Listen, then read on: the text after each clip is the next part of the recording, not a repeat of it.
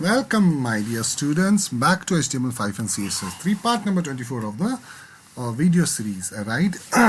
So we reached to almost the climax of the course, but yeah, we will try and wind up with nice things. Let's get quickly started with today's topic, and that topic is going to be the slideshow. Now, today's topic is going to be conditional constructs, if else we have seen, and we shall start with switch case now, right? So let's see switch case.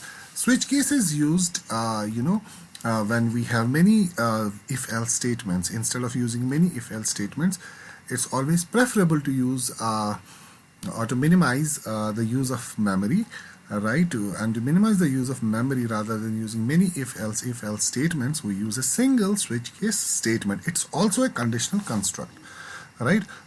Or we call it as conditional formatting. Conditional formatting can be if-else, and conditional formatting can be switch statement. So what is switch? Switch is a conditional construct. What is if else? It's a conditional construct. What is else if? It's a conditional construct, right? Okay, let's get started. We have this switch here. It has a body, starting and end,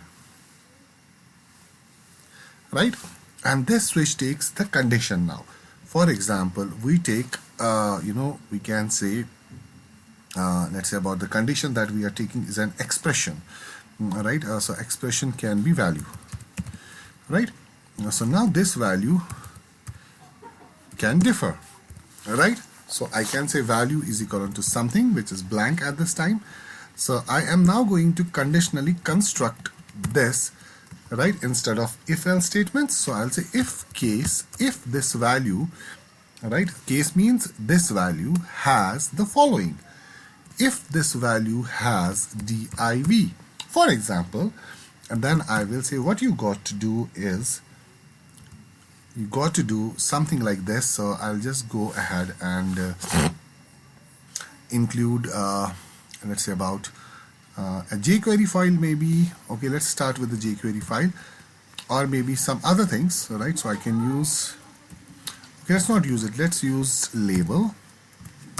ID is equivalent to my label. All right, so this is going to be my label. All right, so I'll say, hey, if you have div, if you are supplying div to the value, then this condition is going to be executed. And what is the condition? I will say document dot get element by ID, right? So I'll say document dot get element by ID, which is going to be our my label. I will say dot, right, inner HTML is equivalent to right div, right, and slash div, or let's not create a section here, let's call this as div id. Let's say about wrapper, right? So div is not a self-closing tag, so let's call this div id wrapper. Okay, so now if it is a div, so you got to do this div style, or we can say you create a div and call this hello. All right, so now we will break. All right, so we have if else, and then we finally have one else. All right, and we should have at least one default case, right? Or we can say inner HTML div is created. Let's pass the HTML div is created, right, and inside and the div, right? So let's do this. So now default is going to be, all right, so I'll call this a wrapper. What this default case is going to do, you'll come to know, right? So we will say nothing supplied, nothing supplied, right? So let's target this and see what we are getting, right? Now the value has blank, we're not supplying anything to the value, or we can supply anything to the value which is hello. And let's start executing this. Okay, just a moment. Div is created. Do we use inner HTML or we will use HTML here? Alright. Document dot just a moment. So we will say document dot get element by id dot value is equivalent to this, and dot value is equivalent to this. So we have to terminate. I often forget terminating statements, so I'm very bad at terminating. Still we're not getting anything. So we are supplying this hello to the value, and we'll go to the switch case. Okay, we haven't supplied break here, so we'll break it. Okay, now we'll try and get something. But yeah, we're not getting anything.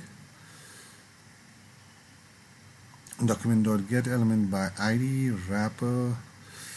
Okay, let me just call it directly and see what happens. No, it's not working, right? Okay, let's keep it inside a function. Alright, function test. So let me keep everything inside a function, and this switch case block will go inside this function hello. And you'll also learn how do we use this. Okay, we haven't started the body tag. Oh my god, we're doing it in the body. Alright, and let me say body on load. So whenever you load the body, you go and target this test function, right? So what is this going to do? So let me try from the beginning. Okay, we have this body on load test. So whenever we load the body of this test.html, what is going to happen? It is going to alert, right? So we'll have to go step by step. Yeah, now the alert is happening. So now what I do, I say, hey, what you got to do is you got to do this document dot get element by id, which is my div wrapp w. Okay, let me just style it first. So I'll say style width 100%, and let's say minimum dash height 200 pixels, right? So this is going to give us a bit of control right here. So I'll say wrappr wrapper dot value is equivalent to hello, right? So let us see. I don't know, why aren't we getting anything? We are not getting anything. Okay, so let me call this div. Let me give this border 1 pixel solid hash 999. Now let us see. Yeah, now the div is coming, but yeah, this document.get element by id is not working at all. And that is the problem. Okay, let me use dot inner HTML is equivalent to hello. Yeah, now we were doing it wrong. It is basically like this. I'll show you. Alright, so now it's not value, it's inner HTML, and inner HTML is not a function. We used to, you passed it earlier in a function, so it's not a function. Okay, now everything is set and done, so let's go ahead and see now. Okay, fine. So now the value supplied is hello. Alright, so I will supply, instead of hello, I'll supply 1. I'll say if it is 1, and you do this, right? Div is created. Now you can see div is created because you're supplying 1. Now if I supply 2 right here, now you can say nothing is supplied. Now if it doesn't match, right, why do you break? I'll also tell you why do you break. I'll tell you this also. Now if the value has 2, right, you are going to get let's say about aside is created. So I'll say aside, right? And I will say aside is created, right? Now let's see. Now aside is created. Now if you're supplying 2, aside is created. If you are supplying 1 to the value, div is created, right? So I hope you have understood so far. What if the user supplies something that is not in the switch case? What if the user supplies 100? So 100 is not in condition. It's not a condition in the construct. 1 is a condition, 2 is a condition, 100 is not a condition. So if the condition does not match any one of the cases, in that case default case is going to be executed. Now we will see nothing supplied, right? So this is how we work with switch and cases, right? Default will not be executed unless any of the conditions match right here. So now if you are supplying string right here, let's say about you are supplying div, so you will have to say, oh hey, if the condition is div, you create div. If the condition is aside, you create aside. All right, now let us see, we are supplying div here. Now we are getting div is created, right? So this is string, right? So we are doing string construct here. Earlier we did integer, right? And now you can see div is created. Now if I supply aside, right, you can see aside is created. Now even if you check, go to the source code and see, right, what you are doing here in the wrapper, right? By default, right, it's aside is not here. Is aside here in the wrapper? No. But now if you inspect element, because you're doing it at the runtime, right, you can clearly see the aside has been created right here. You can see it's within the aside, right? And you can take this argument from the URL as well, right? You can take any argument from the URL if you want to take, right? So I'll show you the URL arguments also. Okay, now we'll see.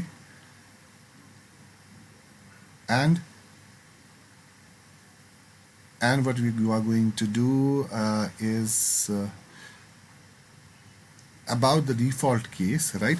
So why are we doing break? So let's say about I am not breaking it here, right? And I am supplying div, right? So what did I supply? Div. I'm not breaking. Break means if the condition matches, don't go to the next condition, right? Come out of the switch case, right? But now the condition matches. I'm supplying value as div. Now condition matches, right? So now, but we will get aside here. Why? Because we are not breaking it. Now you can see aside is created. How is aside created when I'm supplying div, right? You're trying to get me, right? I'm supplying div should get created, but aside is getting big because you're not breaking it. Even if it matches the case, you are still going to the next case. In order to stop the case when the case is matched, you have to break the case. Now we are breaking the case, right? Since the case has been broken, or we can say the line has been returned, right? We are not going to get to the next case now. I can clearly see div is created. Now, for example, if I supply aside, I should get aside is created, and I am getting aside is created. What if I don't break this here? What if I don't break this here, right? You can see nothing supplied, but I am supplying aside. Why are we getting nothing supplied? Aside matches, it is drawn, you're not breaking, it goes to the default and prints nothing is supplied. Alright, now in that case, if I right click and inspect the element, right, you can clearly see right here, you're not getting any aside right here. Why? Because the aside has been overridden. Are you trying to get me?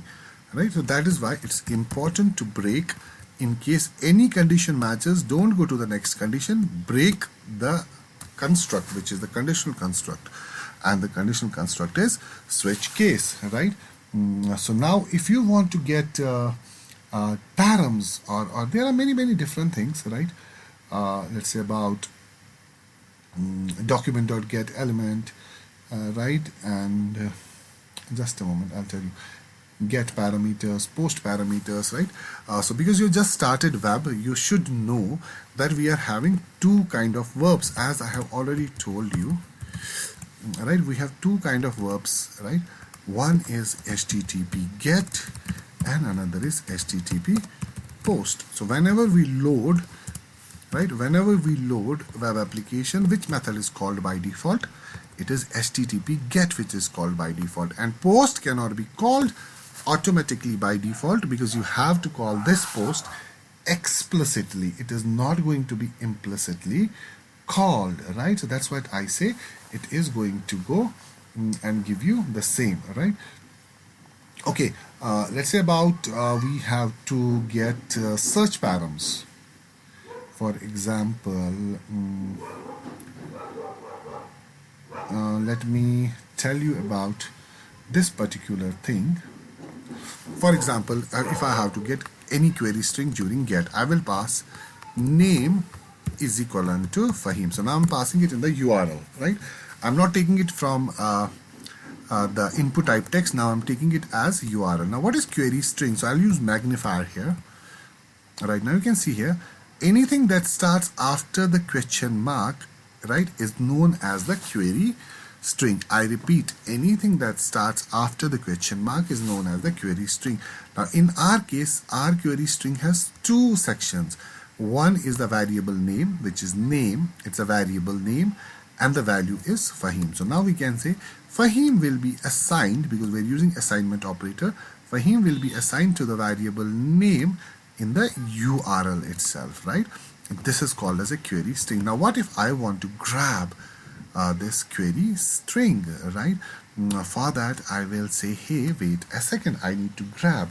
So let me make, it's a constant, you know that we cannot change, right? We can say query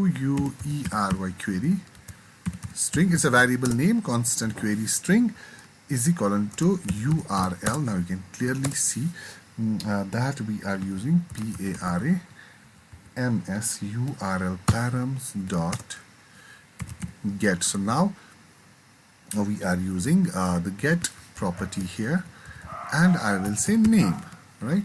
Can I alert this? What are we getting now? Query string. Now can I get it, right? Okay, no, we're not getting anything. Just a moment. We have to use search URL params. All right,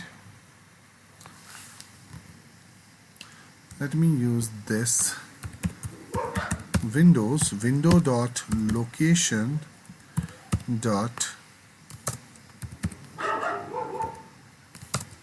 we'll say window dot location dot search, right? So we can use this window dot location dot search, and let's see what are we getting here. We are getting name is equal to Fahim, right? So now once we did this window.location.search, it's going to take query string from the URL, right? So you can clearly see window.location.search. I'm taking query string from the URL right here. Okay, which is the query string name is equal to Fahim. I'm alerting it. Now you can even see name is equal to Fahim is the query string, name is equal to Fahim is what I am getting, right? So I can say val, or we can say header val is equal to window.location. Now we have to take it away, all right? If I say I want to take something away, okay, let's say now what we are going to do here. Now let's say constant URL param, so I can say is equivalent to new of URL. Alright, so it's capital URL. I suppose it is capital, it has to be capital. Search params. URL is capital, S is capital, and P is also capital of header val. Alright, so let me alert the URL param now. Now let's see what are we getting. Name is equal to Fahim. It has removed this question mark right here.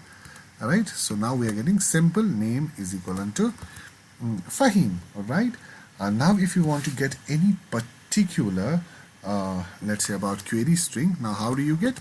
You will say URL params let's say dot get, the query string name is name, right? Now you can see name is Fahim. Now we are getting Fahim. Now we can supply name is equivalent to, let's say, about Mumin, right? So we're getting Mumin, right? So now we can see this will grab whatever comes after the question mark. I said it will grab only what is coming after the question mark, means it will grab the header value of query string on get, and here we are going to just take the search params, not the question mark, what is after the question mark, because if I alert this header val, you can clearly see it is going to give me the full header val, which is with the query string. Question mark name is equal to Mumin. But I want to query. Query means what is the name? Mumin, right? Because once we call the variable, the variable gives us the value, right? So that's what we are going to do here. Now if I call URL params, it is going to give us removed, right? It's going to give us the simple query string, which is, you know, the name, variable name and the value, but after removing this query string mark, which is the question mark. And if I do this URL params dot get name, right, we can supply many. For example, we can say and contact is equal to 94198899900. Now there are two things. Now you can say name is equal to Mumin and contact is equal to this, but I say no, I need to get only the name, right? So now we can see I'm getting only the name, which is Mumin. Now I say I want to get the contact, right? So now you can clearly see I am getting only the contact. So this is how we are querying now, right? So this is how you can query what is being passed in the header, right? And you can run the same here, right? So I can go and say, and let's say about name. All right. So if I pass, let's say about now the value is right here, URL params dot get name. So this is the function test. I'll take it in the function. All right. When is this function test being called? Function test is going to be called whenever you load the page, because we're calling it on body load. So whenever you load the body, you are calling the function test, as simple as anything. So it's going to be called as soon as you load the page, right? And then you are taking the values, and switch case has the name now. Now whatever name you supply will go to switch case. For example, I say if I supply Fahim, right? So I will say, right, is not too duffer, right? If I supply MUMIN, right? So now what I do, because I doubt his credibility, is a duffer, right? Now let's have more cases here, right? And if I supply, let's say about I am supplying Umar is a bit duffer, right?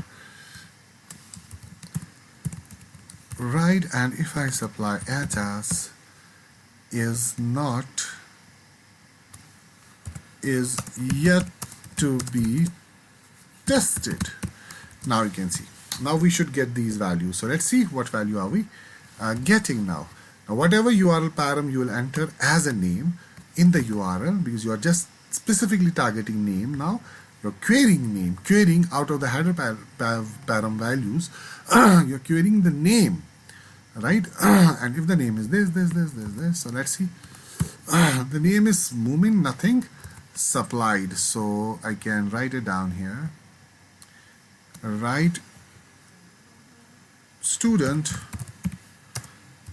does not exist, right? So we will be getting student does not exist. So if I supply small Mumin, right, is a duffer, I cannot help Mumin, you are a duffer. And now if I supply Fahim is not too duffer, switch case is working, URL is working. And if I supply Umar is a bit duffer. If I supply Ajaz is yet to be tested because he remains absent, right? And now, for example, if I supply Mumin, let's see what I get if I don't break.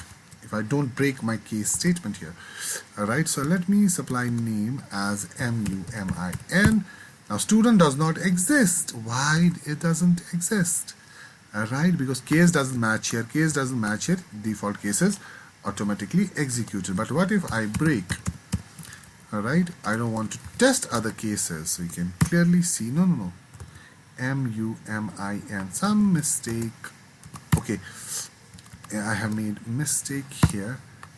Movement is equivalent to Ajas. What is this? It's name is equivalent to movement. That's what I said, something is wrong. Movement is a duffer, we know that. So please, what if does he remain duffer if we don't break? No, he's going to be most probably a bit duffer. Why? Because now it's going to the next case, Umar, right? And Umar is a bit duffer. Now what if I don't even break Umar, right? So it is going to go to Ajaz and it's yet to be tested. Now Mumin will get is yet to be tested. Why? Because now here we are breaking Ajaz, so that means case statement is going to end here. What if we don't break anything? Student does not exist. So that's why it's important to break each and every switch and case statement. Is that clear? That is the conditional construct, right? So this is if else, we know already if else, and then it is switch case, right? And now let's go with loops. Now we have to understand loop constructs. So we have do while, we have while, and we have for, and all those things. Alright, so now let me get rid of this. Okay, I don't want to call anything on body load because we want to learn loops. Now how do you loop through? Okay, now let's get started with loop. Loop is a very interesting thing, and it remains same in all the programming language, so we don't have to. For example, if I'm having let's say about if I have UL, alright, and I have UL here, alright, and I want to loop through, alright, and I want to display li, and let's say it is li. What is happening? I don't get it.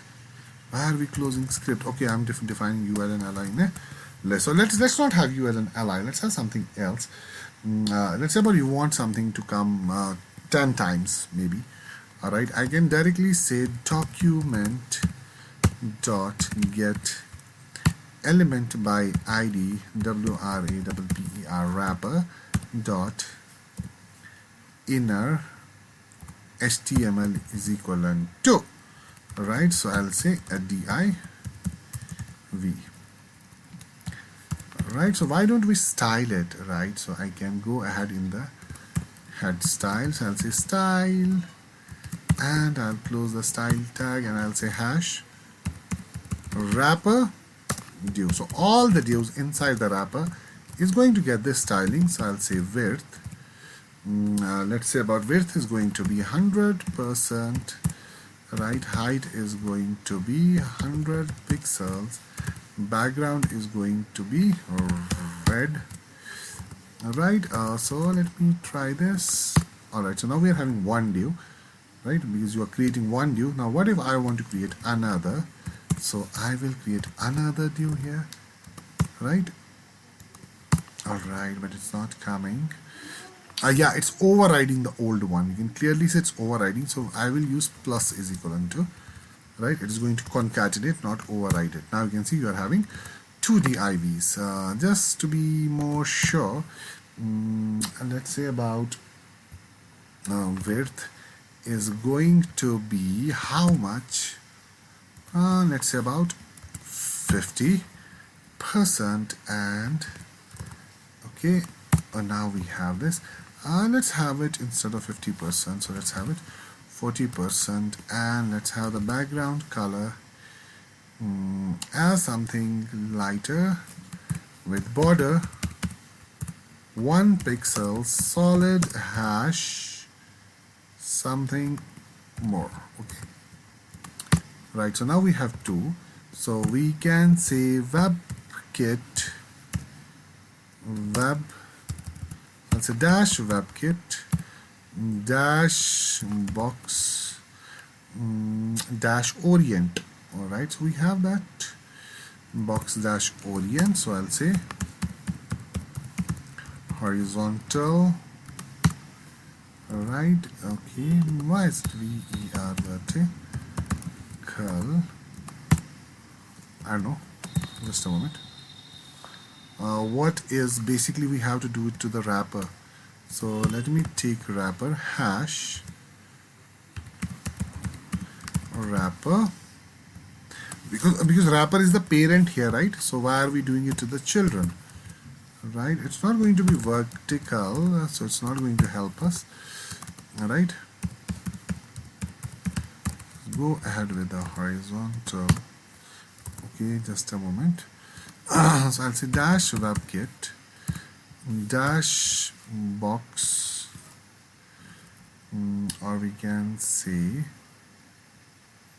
it has to be boxy, you know, because I want them to be displayed in line, right? So that's why I'm using this box orientation in here. So yeah, we have to use it. Display WebKit box, so we'll use WebKit box first. So let me have it here. So I'll say, hey, I want you to display as dash WebKit dash box. Alright, so I want to display you as WebKit box. Right now it's fine. Now you're displaying them as vertical. So that's it.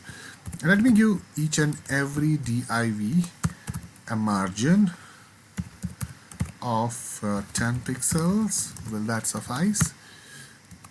No. Why? MAR. I just misspell everything, right? Fine. Now we are having margins as well. And let me have 20 pixels. Right, so now we go here and we write it again. Second div, third div, fourth div, fifth div, sixth div. Why are we writing it again and again? Alright, why are you doing it again and again? Alright, for example, if you want few divs to come, so you don't have to. Alright, you don't have to, you don't need to. Why are you doing it again? For example, these are 1, 2, 3 and 4 divs, right? And then why are you doing it? Right? Instead of this, why don't you do something like this?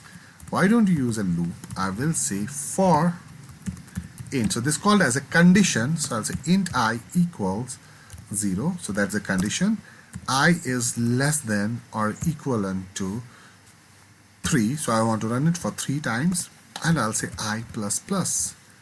Alright. So 3 things will be executed. The first thing that is to be executed is the initialization. I has been initialized with 0.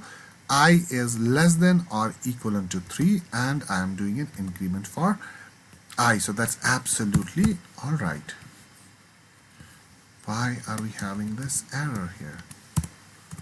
I don't know. So let me say plus is equivalent to div. So let's see what are we getting here. We're not getting anything. We most probably have an error, and that error is suppose unknown, right, to me. So I'll have to see the error, right? We have to declare I separately here. And what is int? As if I'm doing it in Java, so I'll say var. It has to be var, okay, not integer here. Now you can see 1, 2, 3, 4. So this is the power of loop. The loop is going to run from 0 to 3 times, and this is going to give you a good amount of divs. Right? You can even type it here. For example, if I declare, let's say, but I declare var count is equivalent to 0. So I can say count plus plus, increment the count, and I can even type it here. I can concatenate it here. I can say count, right? Now let's see that we are getting count 1, 2, 3, and 4. Or we can even type this is div count, div 1, div 2, div 3, and this is div 4. So let me style this. I'll say text align center, and let me give it a padding of 10 pixels. Let's see how it goes. Absolutely fine. So now div 1, div 2, div 3, and div 4. So this is what is happening here, right? So this is what your for loop does. And we have different kinds of loop here. We have for off, for in, do while, and whatnot. So we have many constructs here. We have many loops here. All right, I will show you, for example, let's say about some other loop as well. Okay, let me see what else can I show you. For example, if we are having a JSON object, or we are having a normal variable, let's say var person. So I'll say var person is equivalent to, so I am a person, I have f name. Alright, so I have f name, and that f name is Fahim. Alright, I have L name, and that L name is KHAN. Alright, it's just like dictionary in Python. So we can say class is equivalent to, let me keep it integer, 10. Alright, so I'll just terminate this. What is equivalent to? Sorry. Alright, so now this is the key. Key is f name, value is Fahim, key is L name, and the value is Khan, key is class, and the value is 10. So now what if you want to display it inside this di v right here, right? So I can say, now this is very, very important, for in. So now we are running for each loop, or we can say for in loop. I declare x, this is the range variable that I'm just declaring now. I'll say in, what do you want to loop in? Person. Now it is going to loop one by one in the person, and person has the value Fahim, Khan, and 10. So now, okay, what I do right here inside this div, I will type x. Alright, now let's see what are we getting. And you can say first name, last name, class. So we are not getting the value, because I didn't say that. I am just targeting x here. Alright, if you want to get the value, alright, and then you can say I want to get the value, then I will supply person here. Alright, I can say person x, give me the person x. What is x? X initially will be 0, will give me Fahim, second Khan, and then 10. Now, as expected, it's not going to give us anything because it is Persian. Maybe I'm looking for a Persian cat. That's why I said Persian, not person. My God, how can I do that? Right, Fahim, Khan, 10. Right, so this is how we get this, called iteration. What is this called as? Iterative loop. We're iterating from one to another, right? So that's why we call this as iterative loop. Why? Because we iterate in the loop, right? It can be a list as well, or it can be an array as well. For example, it's an array, right? We call them as person, or we can say, let's say this is students 1, 2, 3, 4. So let us say, right, so I'll write all, right? I don't know how to spell Mumin, right? So now what I can do here, document.get element by, or even you can see this how do I spell? Come on, document.write. What is document.width? WRI. So I can say document.write x. Now let's see what's in x. For x in person, so I'll delete this. Now I am running a loop. I'm iterating through students. Students 0 is Ajaz, 1 is Umar, right? And so on and so forth. So if you're getting all, so you'll have to say x. Now you are getting 0, 1, 2, 3. What is 0, 1, 2, 3? Yeah, it is 0, 1, 2, 3. No, I want to get names. Okay, you want to get names. So that, then you say PE, you say students. Now what is students? The complete array.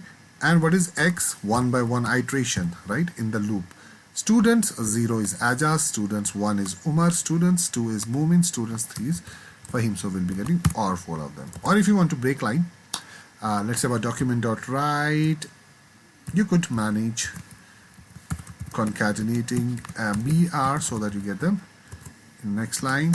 So you're getting Ajaz, Umar, Mumin, and if you want to get serial numbers, you can do the same, right? Var count is equivalent to 0, and you can increment the count plus plus, and you can say right here count plus, right, and give a bit of space here. Okay, now count is going to give us count 1, 2, 3, 4, right? So this is for in loop, or we can say it's a for each loop, all right? And what else? Now we have, let's say about while loop. Let's go to while loop. Let me take a look at timings first. Oh my god, the time is up. We may not be able to continue the while and the do while loop in C, or not C. My god, are we learning C? Tougher, right? I wish you all the best and do complete all the assignments. Assignment is that you have to practice whatever is being taught to you in individual classes, right? I wish you good luck. Do practice all. We'll be starting with while loop, and before I end, I'll just go through the slideshow. What else is in the slide? While, do while is not, for is done, while we'll show see tomorrow, right? Okay, we have to see is nan, parse int, eval, evaluation, prompt, confirm, pass float. Only one nan and eval is not to be seen. Prompt I'll show you, no problem. Prompt is also be there, right? And yeah, so this is it. So we'll complete this HTML and JavaScript basics. Now we know that we have not learned responsive web application development. That is coming in a new course for all GNIT students, inshallah. Practice hard, practice constructs, practice loop, and try different things. Try and experiment with lots and lots of things. Experiment only what's in the brain. Don't Google anything, because Googling is not going to give you the increment in abstract and common sense, right? Abstract thinking and common sense will not increase by Googling, but by practicing something. Try and be creative. I wish you all the best. Do pray for me. Bye bye. Take care. Good luck.